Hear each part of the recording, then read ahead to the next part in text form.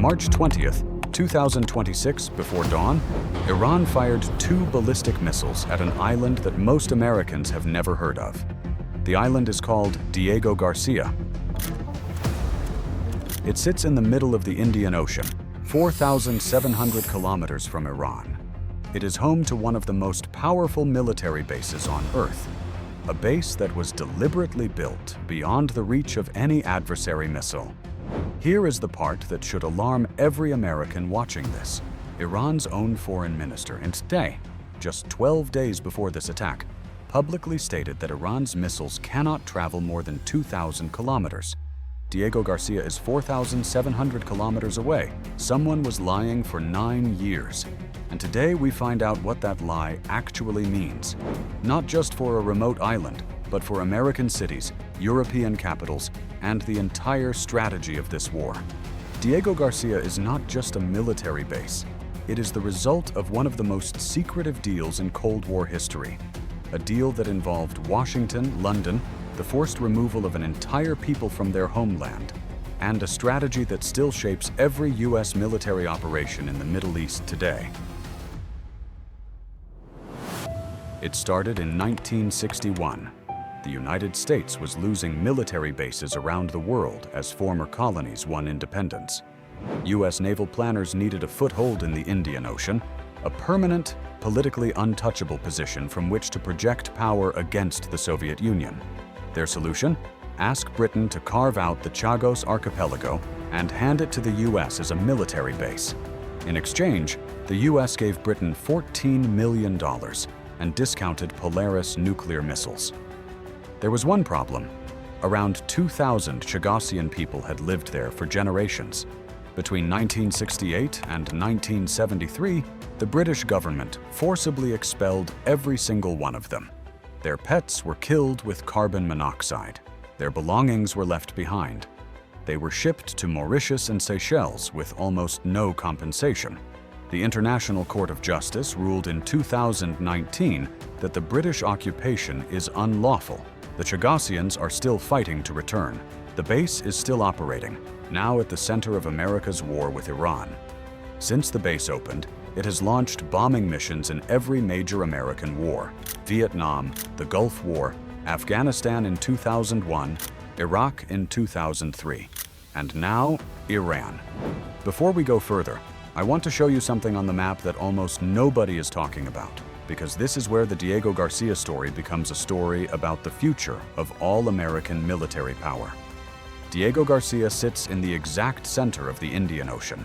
From this single point, U.S. aircraft can reach Iran, Afghanistan, the East African coast, India, and the Chinese military bases in the South China Sea, all without needing permission from a single other country. This matters enormously. When the U.S. wants to bomb countries in the Middle East, it normally needs permission from neighbors. Saudi Arabia, Qatar, Turkey, they can say no. Diego Garcia never says no. It is a pure American and British island. No local politics, no permission required. The base has a 3,600-meter runway, long enough for the heaviest strategic bombers. It has a deep water port for nuclear submarines, advanced satellite systems, Global Hawk surveillance drones, special forces units, and right now, parked on that runway, are some of the most powerful and valuable aircraft ever built. In March 2025, 1 year before this war started, the U.S. quietly deployed half of its entire B-2 stealth bomber fleet to Diego Garcia. Satellite imagery from Planet Labs confirmed at least 6 B-2s on the runway, alongside 6 KC-135 refueling tankers. The B-2 Spirit stealth bomber costs $2.1 billion per aircraft. The United States Air Force has exactly 20 of them. That is the entire global supply. The production line was shut down in 1997.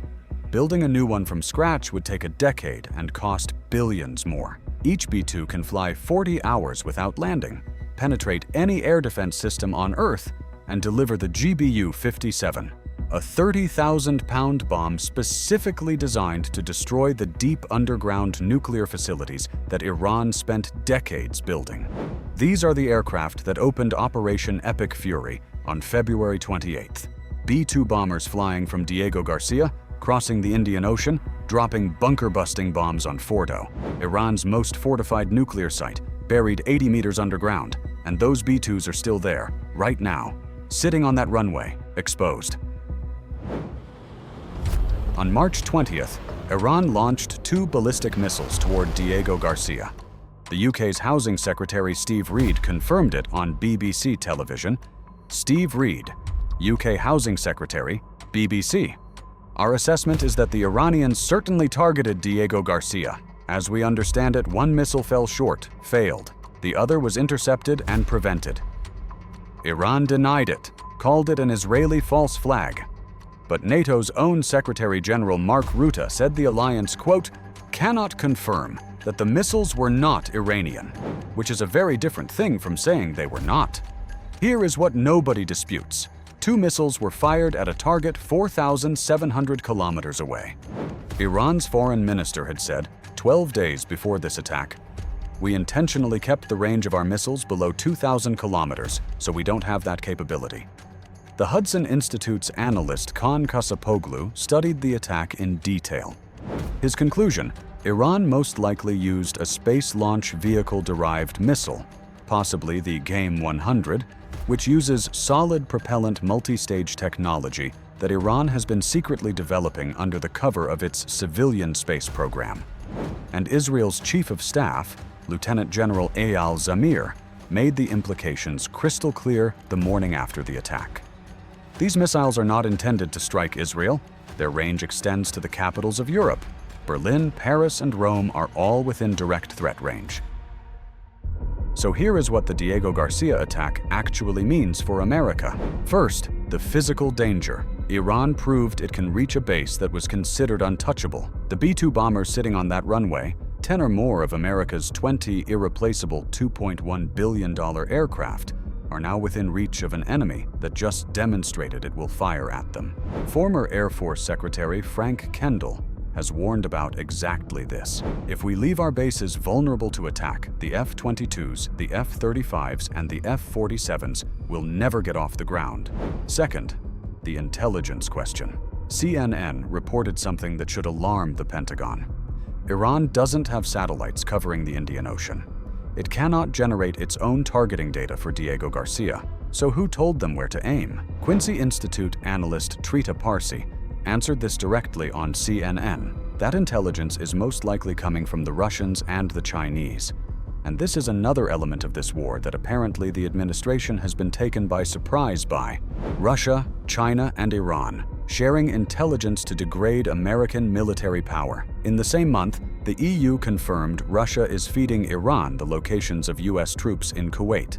Now we know that same intelligence network helped aim missiles at Diego Garcia. And third, the Taiwan dimension. Diego Garcia is not just the base for the Iran war. It is the base for the Taiwan war. Military planners have been clear. If China attacks Taiwan and destroys US bases in Japan and the Philippines, Diego Garcia is the fallback. It is the launching point for B-2 strikes on Chinese targets. Iran just demonstrated that base is reachable. China has been watching every detail of this war.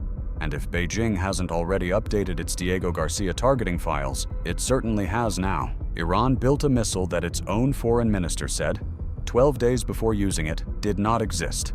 The attack failed. The bombers are safe, for now. But here is what US military planners are asking tonight. If Iran secretly developed a 4,700-kilometer missile while claiming it had a 2,000-kilometer limit, what else has Iran been secretly developing? And which of America's safe bases aren't safe anymore? In the next video, we cover the April 6th deadline, the day Trump said he will begin striking Iran's power plants. We break down exactly what happens to the global economy, the US military, and this war the day that deadline arrives. Subscribe now. That video drops this week. I'll see you in the next one.